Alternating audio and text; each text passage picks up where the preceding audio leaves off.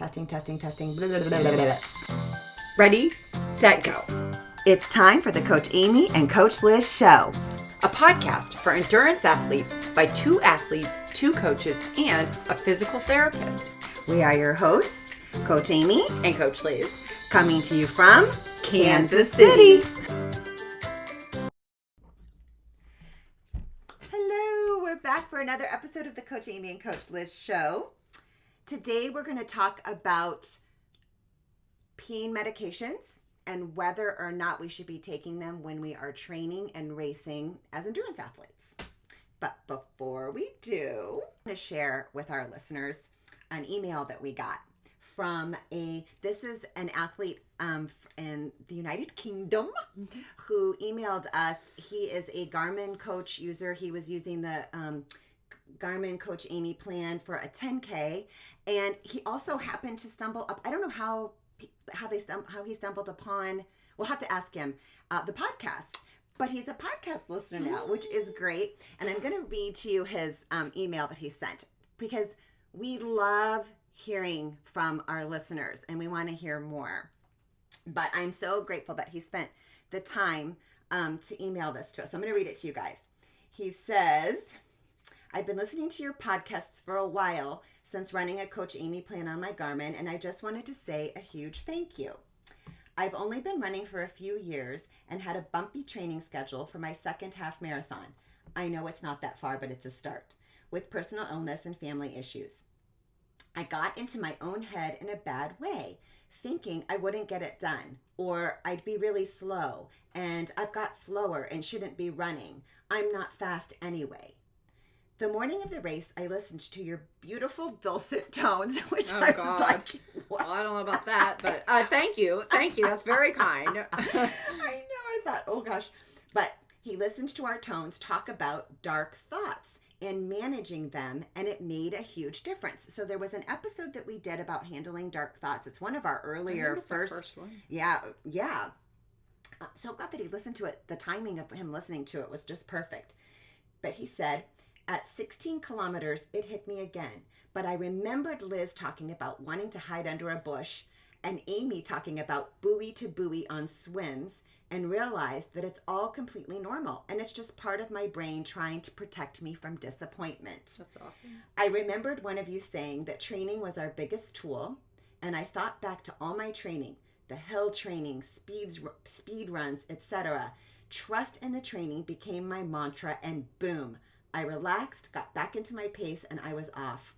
My pace picked up and kept picking up, and I finished the race strong with a new personal best and not feeling completely destroyed afterwards, too. So cool. Oh my God! I mean, congratulations on your run. That's so cool. Congratulations to this guy, and and for taking the time to email us and let us know, because I mean, it is a big boost and buoy for us and inspiration for us to continue with our on our podcast journey. And I love this because I think it shows so much how the mental part of the training is just as important as the physical, because it really allows you to get the most from your fitness. And good for you. That is one of the hardest things to tackle. And so I just and kudos clearly to this the physical guy. was there, or we wouldn't have had the personal record, but it had the mental part to pull in. So it's a great example.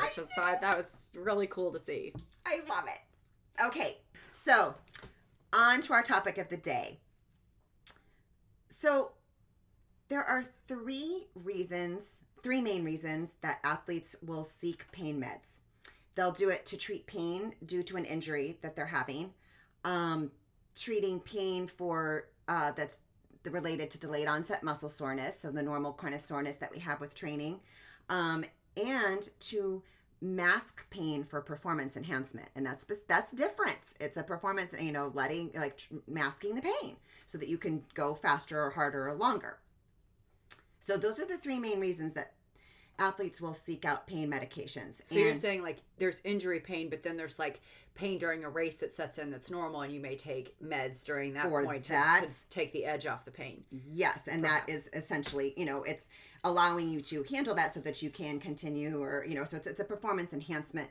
It's performance enhancement. Okay, so there's the three different reasons why we might be seeking that. And I want to take just one step back and share my a philosophy around pain medications, and there's science behind that as well. So, but in the clinic when I'm treating injured athletes, people ask me, well, oh, can I take, I'm going to take ibuprofen, or I'm taking this meloxicam, or this thing that was prescribed by me at, at the urgent care, or whatever. And they'll ask me, is it okay for me to take that? And my question then will be, well, let's talk about the severity of the pain, and then why are you taking that? Is it because you're taking it so that you can continue to, run, bike, swim? Or, and how bad is that pain? So when we get to like the severity of the pain, if someone is having difficulty sleeping because they're in so much pain, that's when we say, okay, pain medication has a role, whether it's over the counter or prescription. It has a role for a short period of time, because if we are not sleeping, we are not recovering. So no matter how diligent you are about your physical therapy and doing all the right things, if you're not sleeping, you're not recovering.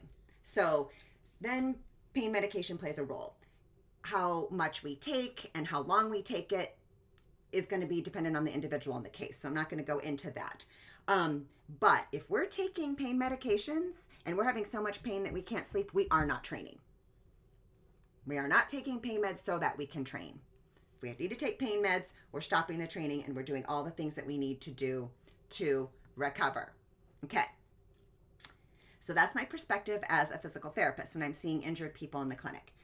My perspective as a coach for, I'm taking this because I'm having delayed onset muscle soreness, I'm having soreness after a hard workout or a long training run, or I want to take this during a race.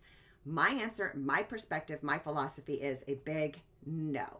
And I'm going to explain why, and everybody's going to do their thing, and that's okay. I'm not going to be judgmental about it, but I'm just going to tell you why you might want to rethink it, reconsider it, and what you might do instead. And I feel like I should come clean right here, because Share my athletes are I'm going to tell people what I do, because my athletes know that, and I feel like I should just be transparent about it. Yes. When I race Ironman, I take 2 Tylenol at the start of my run, and I take 2 Tylenol at 13 miles of the run to take the edge off the pain. I don't generally take pain medication like really ever in life, but that is the one time in my life I do use it, and I just feel like my athletes know that, so I should not sit here at this podcast and pretend like I know. It's just for full transparency. Well, and you and I have talked about this in the past. We have. And I'll say, well, just wait till we have an episode on it, because it's true. I want to be clear, that's to mask because Ironman Run hurts. It's not because I have an injury. Right. That is very clear. And then, so you are in that third main reason, which is you are masking pain for performance enhancement. I am. That's true. Okay. So let's talk about the potential side effects. And we're going to be talking about the over-the-counter stuff.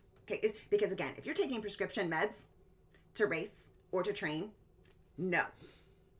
Let's talk about the potential side effects of over-the-counter stuff that we all have easy access to.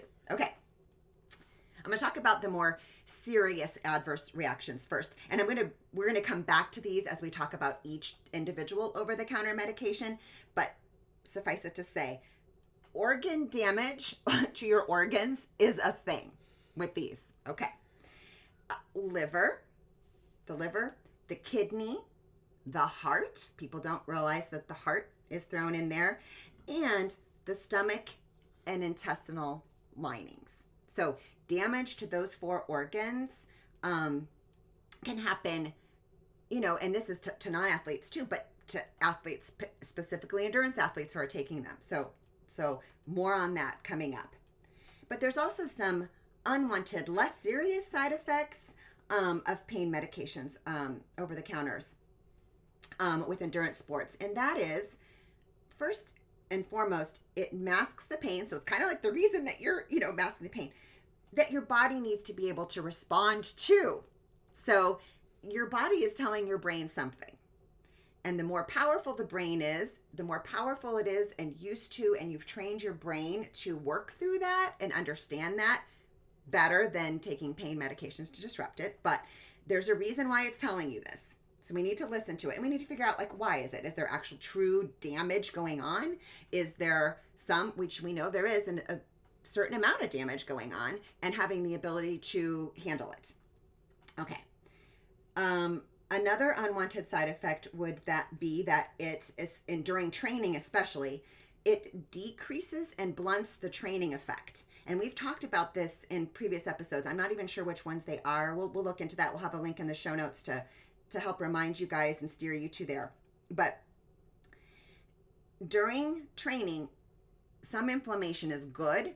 It's happening on purpose. It increases our protein turnover so that we can improve strength and endurance. A certain amount of inflammation is critical to muscle repair and growth. So if we're blunting or stopping that by taking some over-the-counter medications just because we, are feeling sore or really tired and we just want to get that next workout in, we don't want to dampen that. We don't want to stop that. So that's an unwanted side effect. Again, not serious, but as athletes, we should pay attention to.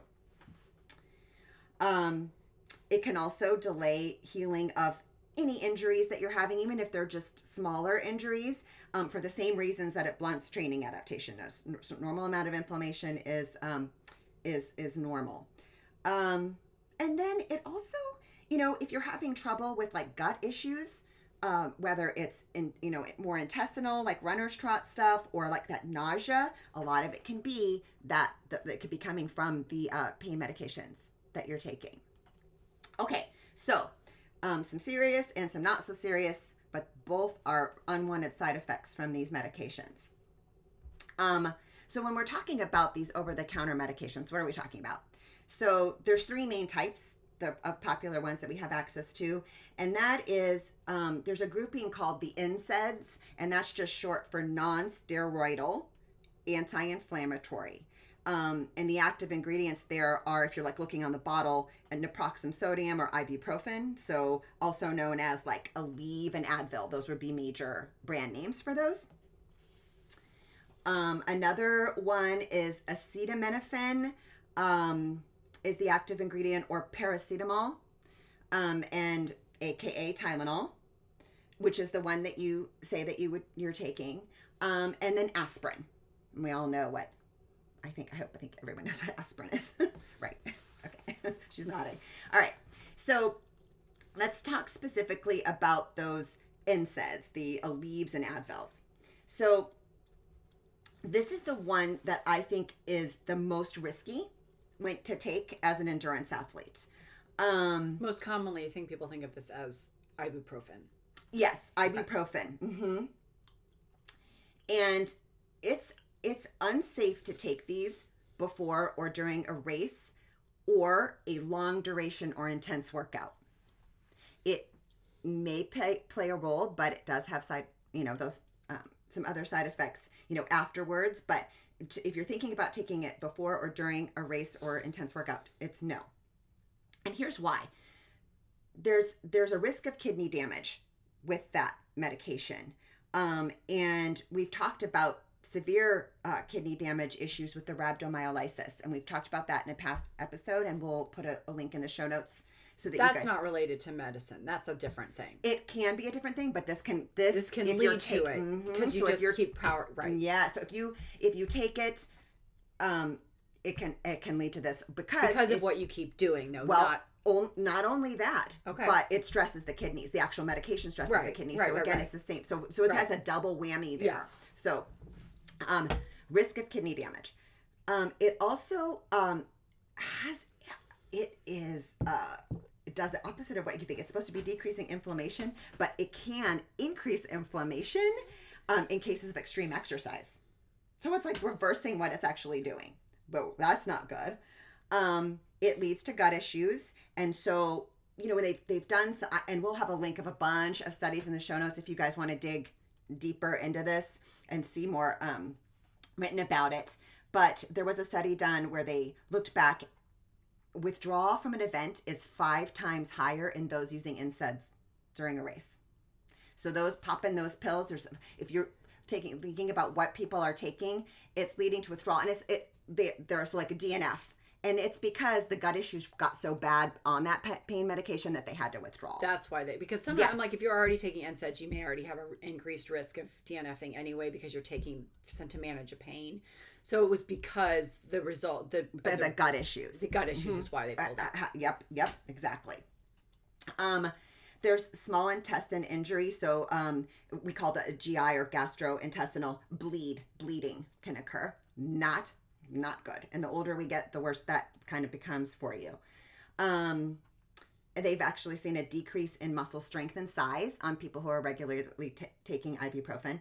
And it can lead to failed or delayed healing of bone. So again, the stress fracture people, but not just the stress fracture people, again, we're training so that we can increase the durability of our bones, but we're taking this medication and it's not helping that.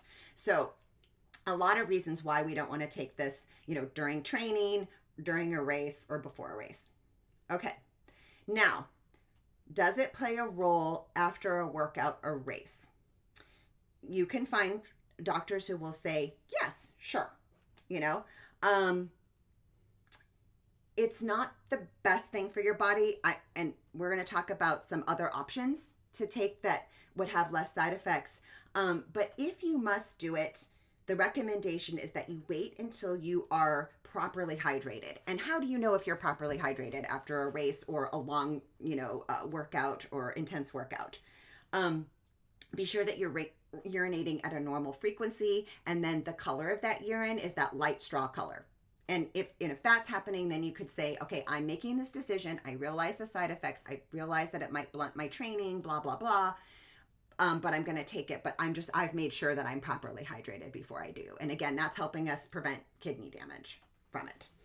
Okay. We're going to talk about natural anti-inflammatories and things to take. And coming up here, let's talk about the Tylenols. I can see you're perked up. You're like, okay, what's she gonna say? Okay, so the main serious side effect from this is it can be toxic to the liver, and especially so when we're overheated, which, hello, that's happening in a lot of our marathon races, but it's especially with these triathlons. So and it not just when we're overheated, but also during conditions of intense exercise, which that is exactly what we're talking about here. So what is intense exercise? That's a long duration, like a triathlon, or even training for triathlon, marathoning, ultra marathon. 5K. I mean, 5K in the heat with the intense, right. So, and the biggest concern here is that liver damage from Tylenol, like these acetaminophen, paracetamol, it's not reversible. So it's once you've done it, you have that. And boy, that's an organ that we don't want to have damage to that. So that's something to consider. Don't panic if you've done it. If you've taken the Tylenol, don't panic. We don't have to go out for I'm not panicked. Liver enzymes, liver enzyme check. But it's not a bad idea. If say you've just recently raced and you've been using the Tylenol, you might get that checked. But it's something to consider. Do the risks outweigh the benefits? Something to think about there. Aspirin. When it comes to aspirin, the thing that's a little bit different from the anti-inflammatory and pain reliever meds, aspirin does those things. It reduces pain, but it also prevents blood clot formation, so a lot of people are on that, especially as we reach a certain age. If you've got a history of heart disease in your family, sometimes that's like this it's to prohibit. And so some people are just on that and may not realize its impact in endurance sport. So the main issue with aspirin is that it increases bleeding. So if you're taking it, sometimes you might notice that you're bruising more frequently. Well, we don't want increased bleeding in cases of muscle damage that occurs normally with regular training and with racing. So that's something to consider. Increased bleeding, you think about, oh, well, I'm seeing more bruises, and oh yeah, now Amy's telling me that there could be like skeletal muscle damage, with more bleeding in my quads or whatever. But it also impacts the vessels and muscles of the heart. And that's, a little bit more concerning. So, And there's evidence, and when you look back at some of the races and kind of these larger research projects where they're looking back, athletes were hospitalized with cardiac infarction, or CI for short, and other heart-related issues where aspirin played a role. Taking aspirin played a role in that. And this was endurance athletes, not just people walking up the street. And the other part of our body that aspirin and that sort of increased bleeding is in the gut. So some athletes have been hospitalized after a race due to internal bleeding when taking aspirin during a race. And that's like this, like stomach bleeds. Okay. So, and again, let's go back to that. Some people are prescribed that low dose aspirin. And also it can be people who have a history of blood clots too, not just those with a heart health history. It's a preventative for, stroke and heart attacks too. And my recommendation, if your doctor has prescribed that for you, don't just stop taking it because you're training, right? But it is a good conversation. Endurance athletes, you should talk to your doctor about taking that aspirin during the times and periods of time when you're doing some high intensity workouts, during those training cycles where you're doing more your actual training event. And I would recommend, your regular primary doc may not be super versed on it. Maybe even your cardiologist might not. You might want to talk to a cardiologist that is, a sports med cardiologist and has, some experience and specializes in endurance sport, because I think they will have a really good take on it. And they can be hard to find, but they are out there. So they are out there. And we were just talking about this earlier locally here in the Kansas City. Yeah. The HCA branches have some sports med at KU, St. Luke's. They all have some that are specializing in that now because there's just such we're a large group now. So, and even within that sports med cardiologist specialty, there's a wide varying advice and opinions. So ultimately it's going to come down, do your due diligence with your doctor, and then you need to make your decision. Okay. So all the scariness sort of aside, let's talk about what options we can do that are natural to treat, because it is normal to have some inflammation, like we said. It's normal to have some delayed onset muscle soreness and even some really low grade, like little injuries that are popping up there. What can we do instead? So I've written an article, a blog post about nutrition and like foods that have those properties. So we're just going to refer to that blog post in the show notes so that you can go and look at the whole list of foods that are good for that. But so I'm going to talk about these sort of supplementy things that you can take.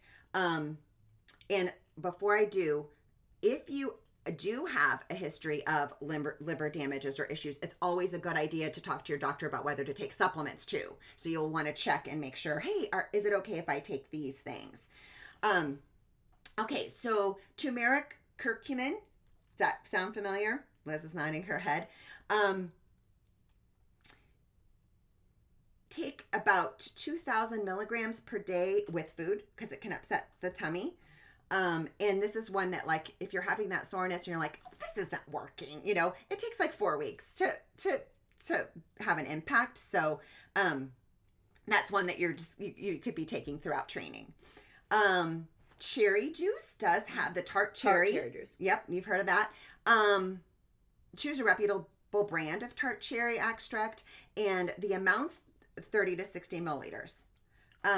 Omega-3, that's another one. So that's like the marine fish oil. We've talked about that in past episodes. And, along with taking that, having 2 portions of fish per week on the food, with your nutrition.